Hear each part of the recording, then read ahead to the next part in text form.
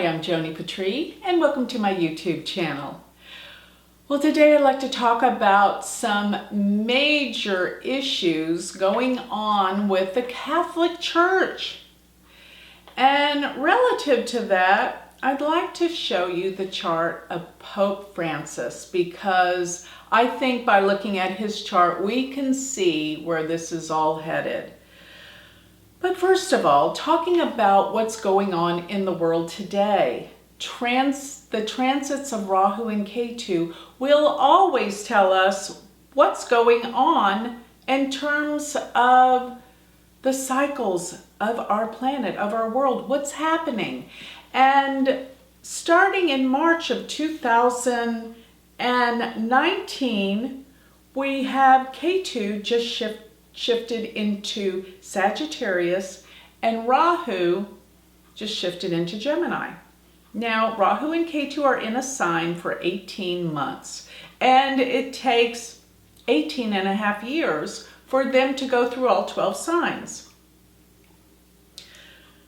So, looking at this, I find that whenever Ketu goes into the sign of Sagittarius, it brings up so many opinions, fanatics, beliefs. It's all about beliefs. See, Sagittarius is the sign of religion, ironically. And this stirs up a lot of contention with people's beliefs. People become enraged and fanatic and terrorize people with their beliefs. And as a result, 18 and a half years ago, when Rahu was in Gemini and Ketu in Sagittarius, we had September 11, 2001. This was the result of fanatics' religious beliefs.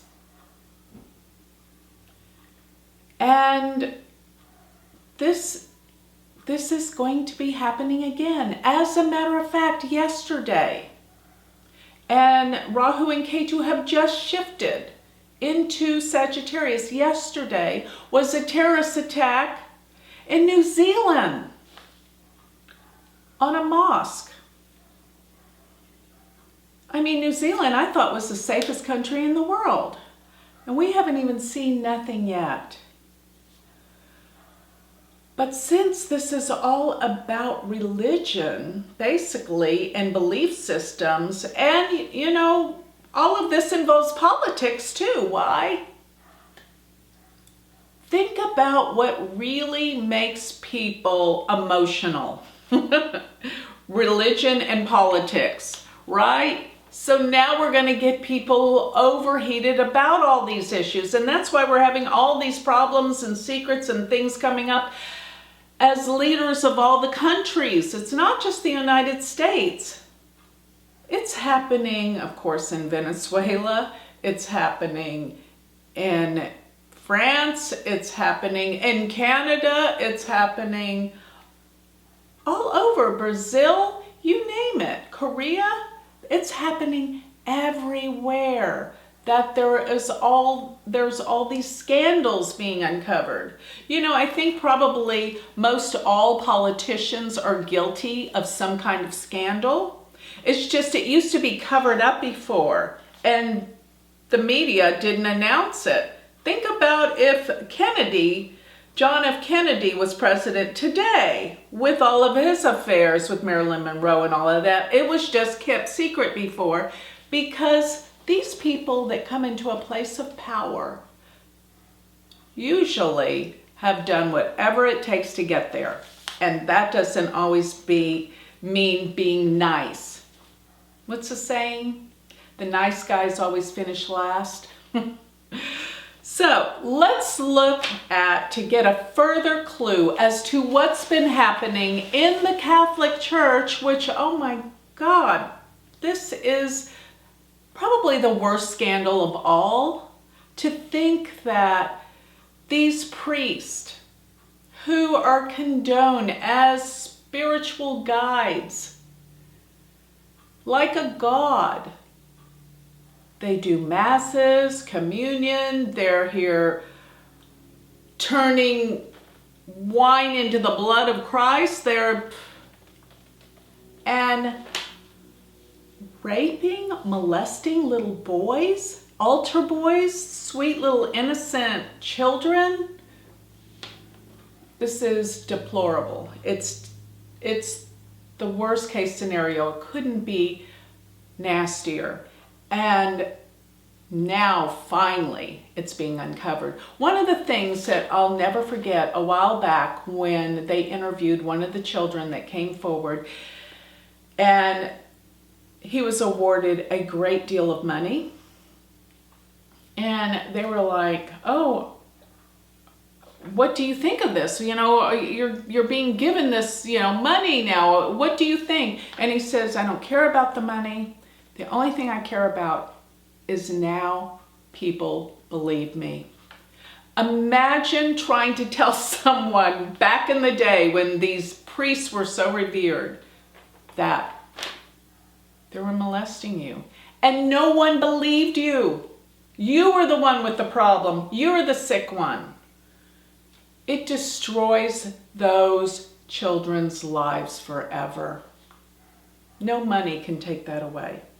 But now, the Pope,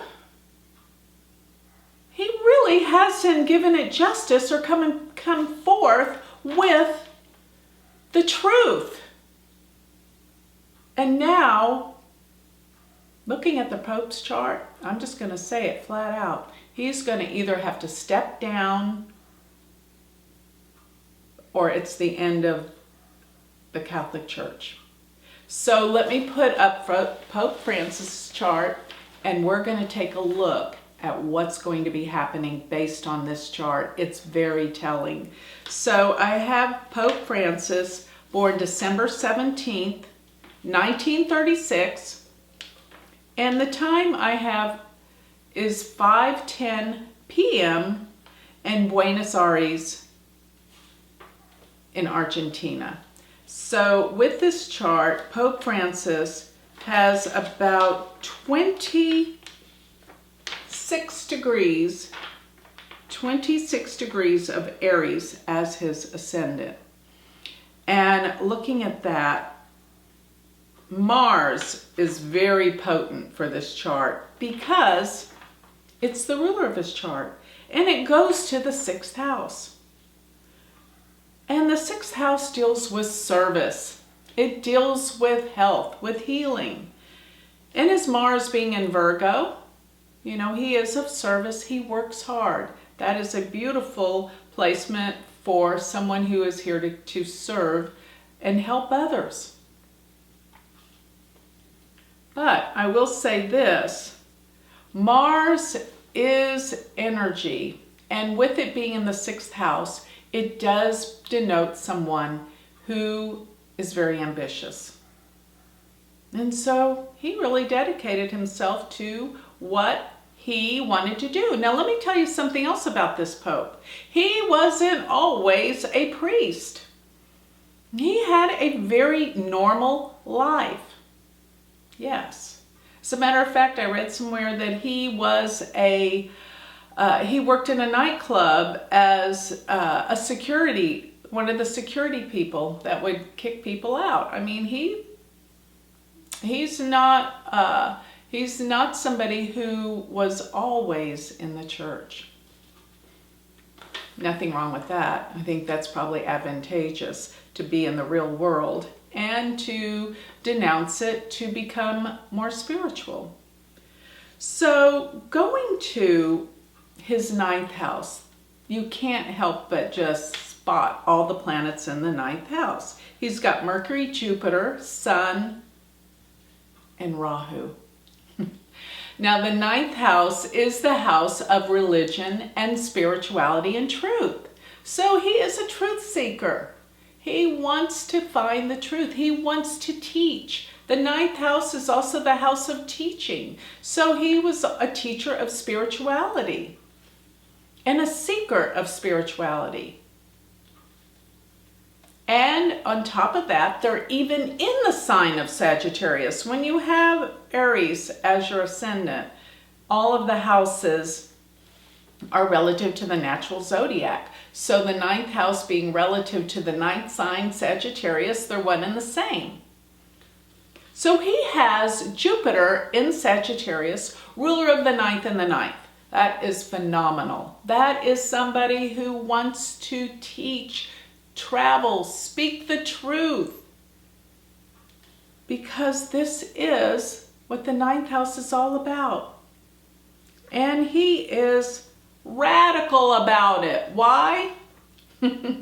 Jupiter is there. Jupiter in Sagittarius, it's in its own sign in the ninth house, ruler of the ninth and the ninth, and it's with the sun. The sun is our spirit, our life force. It's in Sagittarius, very opinionated about their beliefs. Plus it's with Rahu, which magnifies it all the more. My God, Jupiter, Rahu, Sun, Rahu, and even Mercury, which is how we think, in the sign Sagittarius. But Jupiter is the teacher anyway. It's called Guru. That's pretty important. And I would say that this is the chart of a priest, a Catholic priest. And with Mars being strong in the 6th house, he was ambitious enough to make it to the Pope, the highest order of the Catholic Church. Wow. And even when we go to his 10th house, he's got Venus conjunct the moon. It's a lovely aspect to have. Very sweet, very kind. And I might add, it is in Capricorn that he has his moon in Venus. Once again, the sign of somebody that's very ambitious, wants to climb to the top. And he did. So, but Venus moon, in Joni astrology, when you put Venus moon together, it's always a great thing. They are fabulous together. And in the 10th house, he represents and he speaks for things he believes in, which is kindness. And it's just a very sweet conjunction to have, no matter what sign it's in. But it is in Capricorn. And so the ruling planet of the moon in Venus is Saturn. And Saturn is in its own sign of rulership, Aquarius. It's in the 11th house, which is the house of great gains. So he achieved his highest potential and desire to be the Pope. That's how I see this. Now, because the moon rules the 4th house and Venus is ruler of the 2nd and the 7th house, this brings a real strong power to this 10th house. You know, the 4th house is actually said to be the seat of power. And it brings this elevates it, the ruler of the 4th, in the 10th. And Venus being ruler of the 2nd brings great wealth through his work, through his career. You know, the priest and the nuns, I know the nuns, they take a vow to poverty. Imagine that. Is that necessary? But they live like kings. So, very interesting. His chart says great wealth. So, Ketu being in the 3rd house, wherever Ketu is, means you feel like something's never whole or complete. Something's always missing. And Ketu in the 3rd house represents that he's always learning. He's never feels like he is complete with his mission, his learning, his understanding, always gathering more and more information. But Rahu in the 9th is all about his teachings, his spirituality, his truths, his fanaticism. his obsessions, in the 9th house. Sun Rahu can be over the top, strong, powerful, but excessive with the ego. Okay? It's in the 9th house. So he seems like a very kind man, I believe. And he's opened the door to talk about things that no other pope has spoken about. So he is a little progressive, but looking at his chart, my goodness, is he opinionated. So, but I think he's dedicated to his work. But he has to come forth with this truth. He cannot deny and let these priests get away with this. And this is what's been going on. And this is why he's going to probably have to step down. Let me show you what's going on in his chart and how this reflects to the future, his future, and possibly the future of the Catholic Church. Because I have said many times, with Ketu and Saturn coming together, transiting in the sky together in the sign of Sagittarius, this is the breakdown of spirituality. Well, actually, let me back up a little bit. The breakdown of religion. Because spirituality is different than religion. Religion is man-made laws imposed on people. And spirituality is finding that God, that spirit, within yourself. And not having to go outside of yourself to find these truths. Because it's all within you. What was this? The kingdom of God resides within. Not in the church. Of course, a lot of people do need teachers to teach them initially, but not all these man-made rules. I have to say, I went to Catholic school, and some of the things that the nuns told us as little children is actually appalling, in my opinion. And back then, I never believed it. And I'd ask questions, and they said we weren't supposed to know those things. So needless to say, at an early age, I started seeking different beliefs outside of what I was being taught because it didn't make sense. What? We went to hell if we ate meat on Friday and then they changed the rules later? What about those people that are in hell right now? They changed so many of the rules. And the one about if you're not baptized before a child is not baptized before it dies, they go to limbo and they never get to be released from limbo. Who says there's a limbo? Anyway, you get my drift. There are so many things that do not make sense that they teach in many religions. Many religions are all the same. That they're man-made laws and rules. Why? To control the masses. I think religion had a good intention, but it's gotten out of hand from those that abuse power. And the Catholic Church has been abusing their power for way too long. It is the richest institution in the world, the Vatican. So, getting back to what's going to be happening, the Saturn Ketu in Sagittarius, that is a dissolving, a breakdown of beliefs, a breakdown of all religions around the world. That is dishonesty, because the truth will prevail during this time, and that's what's coming out. So, looking at the Pope's chart, and knowing that Saturn Ketu, many people are losing their faith these days. They believed in this church. They believed in these priests. And look what's happening. It is dissolving. And looking at the Pope's chart here, he has Mercury, Jupiter, Sun, and Rahu in the sign that transiting Saturn and transiting Ketu are joining. And as K2 first comes together in this sign, which is this month, it will soon be crossing over Mercury.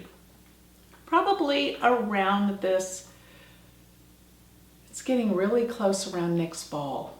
So, but you're going to see just by the fact that Saturn and K2 are together here in his ninth house of his spirituality as truth, and it's breaking down him. Now K2 coming across his sun, he's losing his faith. He is losing what he believes in. I bet he won't tell the world that though. K2 crossing over the sun. Now remember, K2 just entered into Sagittarius this month of March, so it's at 29 degrees. And the nodes travel backwards, so it will start at 29 and it will end up at 0 degrees. So it's going to be approaching all of these planets within the next year and a half. And this is going to dissolve his position. He will have to step down. Never before has this ever happened in history, and this will happen. Looking at his chart, it will happen. So Saturn and Saturn-Jupiter. Saturn will go, he is in Sati Sati. It's another biggie. When Saturn is in the sign before, the sign of, or the sign after the moon, during this 7.5-year period is very difficult. That's Sati Sati. So now that Saturn has been in Sagittarius, it has been in the sign before the moon. This was the start of Sati Sati. And once Saturn goes over his moon in the 10th house, yes, that's even further indication that it's over. He will not reign as the Pope till he dies, or maybe he will. I won't say that, but this is very stressful on him. This is a very, very difficult chart. And everything is grouped up together in the signs of Sagittarius and Capricorn, where Saturn is going to be transiting over the next few years. And once transiting Jupiter does come into play into the 9th house, this could represent his freedom. Now Jupiter in April will be on his Rahu. Jupiter is going to come up to 0 degrees of Sagittarius in April, stand still before it backs up into Scorpio again. But I bet in April, there's going to be some event that comes forward that says, where he's willing to admit to some of the problems and what he has been doing wrong. But with K2 approaching, K2 Saturn approaching both Mercury, Jupiter, and the Sun, it's all a little bit too late.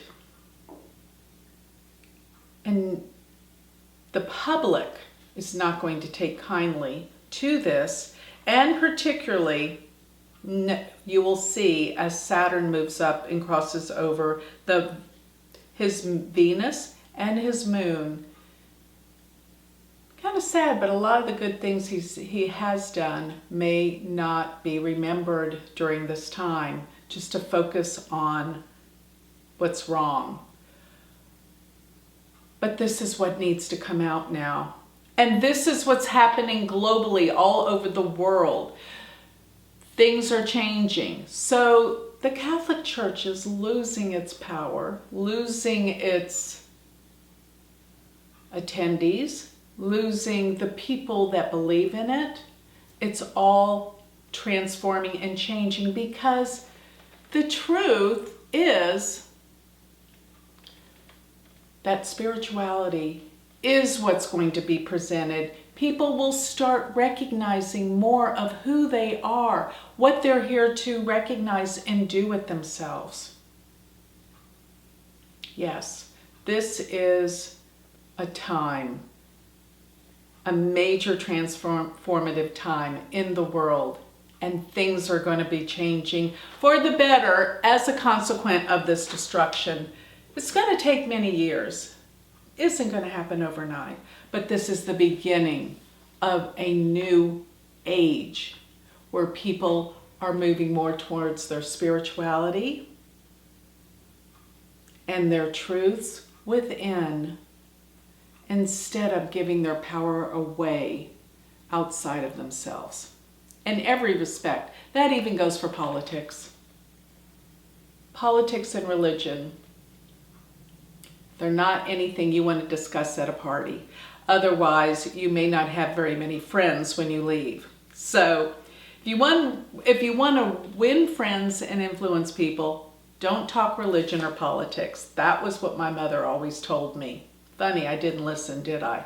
So, but with that, I'd like to close.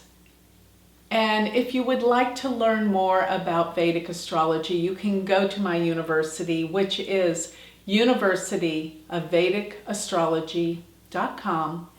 Or if you would like to learn more about me or get a reading, you can go to my website, which is galacticcenter.org. Thank you.